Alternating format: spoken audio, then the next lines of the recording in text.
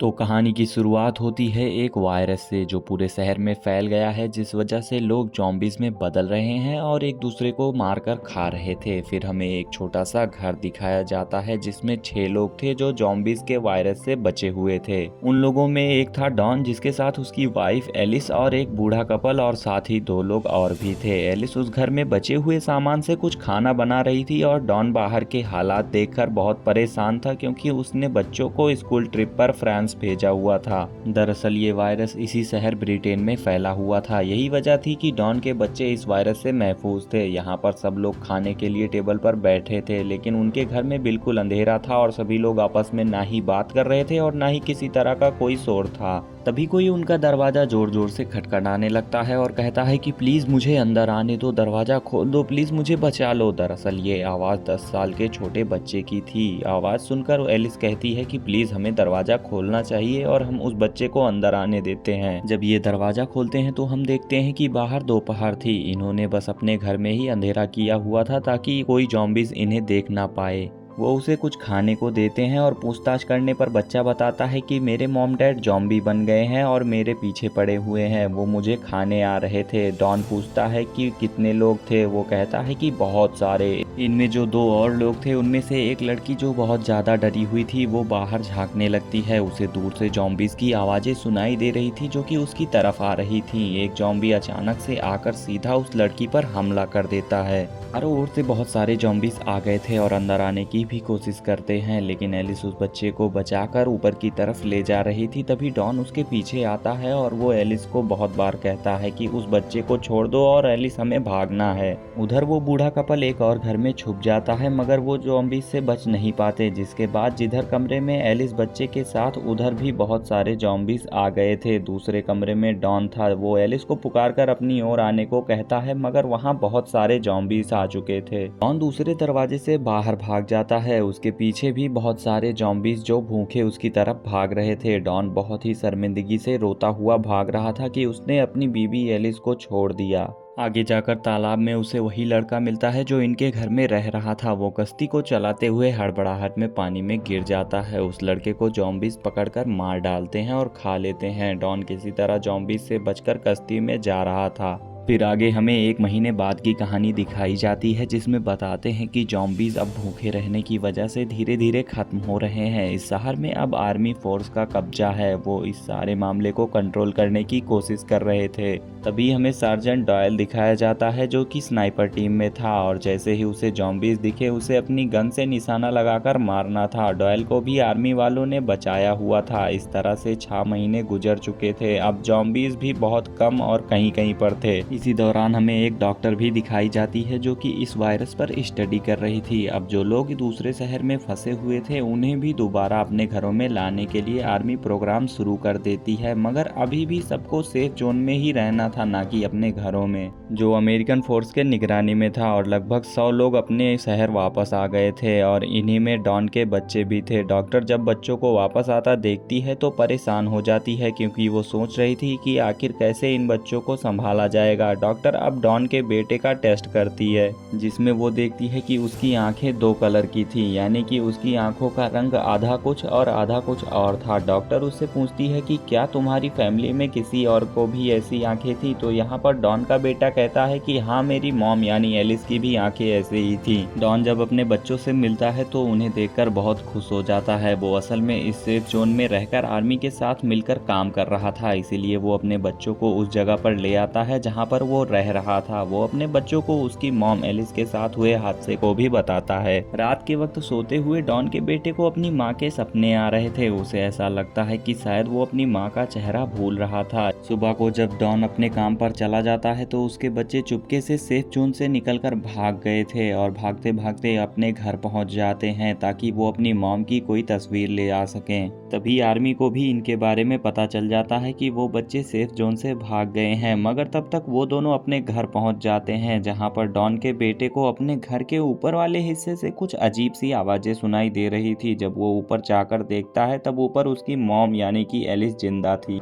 ये देखकर उसका बेटा खुश होकर उसे गले गले लगा लेता है। वो दोनों बहन भाई जब घर से बाहर आते हैं तो देखते हैं कि आर्मी की फोर्स थी जो उन्हें सेफ जोन में दोबारा ले जाने के लिए आई थी। वहाँ पर तीनों को क्वारंटाइन में रखा गया था। एलिस को बांधकर लैब में रखा जाता है और डॉक्टर उसका ब्लड टेस्ट करते हैं। वो ये पता करना चाहती थी कि कहीं एलिस ज़ॉम्बी वायरस से इन्फेक्टेड तो नहीं, लेकिन तब उन्हें पता चलता है कि एलिस इन्फेक्टेड तो हुई थी मगर उसकी इम्यूनिटी इतनी ज़्यादा पावरफुल थी कि उस पर ज़ॉम्बी वायरस का असर नहीं हुआ, इसीलिए वो अभी तक ज़ॉम्बी नहीं बनी थी। मगर उसके खून या फिर दूसरी वजह से दूसरे लोग उससे इन्फेक्टेड हो सकते थे, यानी कि अगर कोई भी इंसान उसके पास रहा तो वो ज़ॉम्बी बन जाएगा। ये सारी बातें सुनकर आर्मी जनरल उसे मारने का फैसला करता है, क्योंकि उन्हें लग रहा था कि एलिस सबके लिए खतरा हो सकती है। मगर डॉक्टर जनरल को समझाती है कि एलिस के खून से हम वैक्सीन बना सकते हैं। जब इस बात का पता डॉन को चलता है कि उसकी बीबी जिंदा है तो वो अपने बच्चों के पास जाता है, मगर उसके बच्चे उस पर गुस्सा थे और कहते हैं कि डैड, आपने तो कहा था कि मॉम मर गई हैं, तो वो कैसे जिंदा हैं। डॉन अपने बच्चों की बातों से बहुत डरा हुआ था, क्योंकि सच्चाई सिर्फ वही जानता था कि वो एलिस को पीछे छोड़कर भाग आया था। इसीलिए उसने सबसे पहले एलिस के पास जाने का फैसला किया और रोकर उससे माफी मांगता है और इमोशनल होकर उसे किस कर लेता है। मगर अगले ही पल वो एकदम से चीखना तड़पना शुरू कर देता है और एकदम से ज़ॉम्बी में बदल जाता है। एलिस के अंदर का वायरस अब उस पर हावी हो रहा था और वो एलिस को बहुत ही खतरनाक तरीके से नोचकर मार देता है। फिर इसके बाद बाहर जाकर आर्मी के लोगों पर हमला करता है। डॉक्टर डॉन के बच्चों को लेकर सेफ जोन में भागती है, मगर यहाँ पर डॉन सेफ जोन की तरफ भी आ गया था। उन लोगों की आवाज़ सुनकर उस तरफ के दरवाजे को तोड़ने लगता है। डॉन का बेटा उसे देखकर भागता है और एसी इवेंट में छुप जाता है।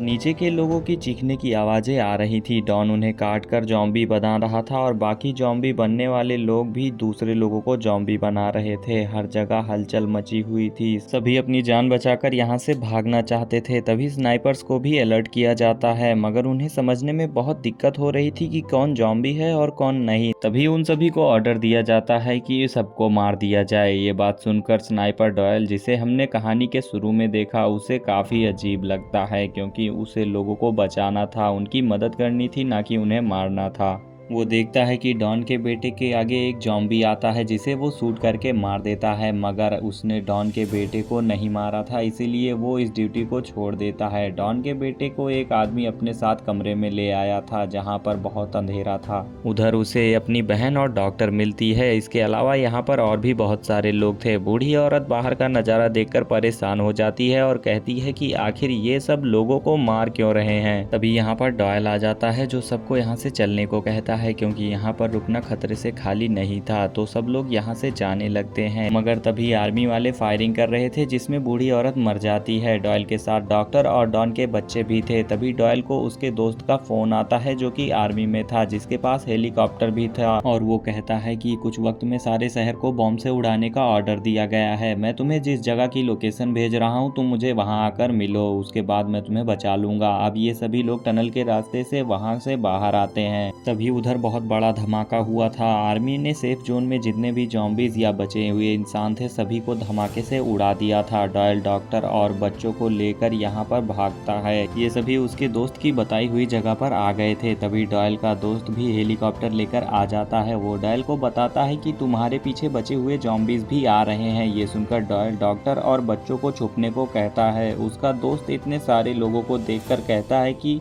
देखो डॉयल, मुझे सिर्फ तुम्हें ले जाने का ऑर्डर मिला है। अगर मैं किसी और भी बचे हुए सिविलियन शहरी को बचाकर अपने साथ ले गया तो आर्मी वाले मुझे ही मार देंगे। लेकिन डॉयल उनके साथ अकेला नहीं जाता, वो सबकी मदद करना चाहता था, इसीलिए वो उसे भेज देता है। इसके पीछे यहाँ पर बहुत सारे ज़ॉम्बीज भी आ जाते हैं। ये सभी भागकर शहर की तरफ आते हैं। शहर में आर्मीज ने ज़ॉम्बीज को मारने के लिए जहरीली गैस छोड़ी हुई थी, जिस वजह से वहाँ पर आम इंसान सांस भी नहीं ले सकता था। उससे बचने के लिए ये एक गाड़ी में जाकर छुप जाते हैं। अब सारे ज़ॉम्बीज इनकी गाड़ी के पास आकर इन पर हमला कर रहे थे, मगर गैस की वजह से वो ज़ॉम्बीज वहीं मर जाते हैं। पीछे से आर्मी के लोग भी थे जो सबको खत्म करते हुए आ रहे थे। उनकी गाड़ी स्टार्ट होने का नाम नहीं ले रही थी। तभी डॉयल गाड़ी के बाहर निकलता है और गाड़ी को धक्का लगाने लगता है, मगर वो आर्मी के नज़रों में आ गया था, जिस वजह से आर्मी वाले उसे इन्फेक्टेड समझकर मार देते हैं। डॉक्टर बच्चों को बचाकर गाड़ी चलाकर टनल तक पहुंच गई थी। वहां पर आकर उन्हें डॉन का ज़ॉम्बी दिखता है। उसने यहाँ पर डॉक्टर को भी मार दिया। इसी बीच डॉन के बेटा और बेटी भी अलग हो जाते हैं। डॉन ने अपने ही बेटे पर हमला कर दिया था, लेकिन उसके बेटे के अंदर भी एलिस की ही तरह ताकत थी, जिस वजह से वो जॉम्बी वायरस उस पर हावी नहीं हो पाता। तभी डॉन की बेटी आकर अपने ही हाथ से अपने डैड को गन से शूट कर देती है और बहुत रोती है। ये दोनों भाई बहन स्टेडियम में पहुंच गए थे, जहां पर वही डॉयल का दोस्त आता है जिसके पास हेलीकॉप्टर था। वो उन बच्चों को देखकर सोचता है कि उन्हें बचाना चाहिए या नहीं, शायद वो इन्फेक्टेड ना हो, मगर फिर भी वो उन्हें बचा लेता है और अपने ही हेलीकॉप्टर से ब्रिटेन शहर से बाहर ले गया था। हमें शहर का नज़ारा दिखाया जाता है। फिर हम 28 दिन के बाद देखते हैं, जहां बचे कुचे जॉम्बीज टनल के रास्ते से पेरिस शहर में पहुंच गए हैं और डॉन के बेटे और बेटी का क्या हुआ वो यहाँ पर हमें नहीं बताया गया। और यही के साथ ये मूवी खत्म हो जाती है।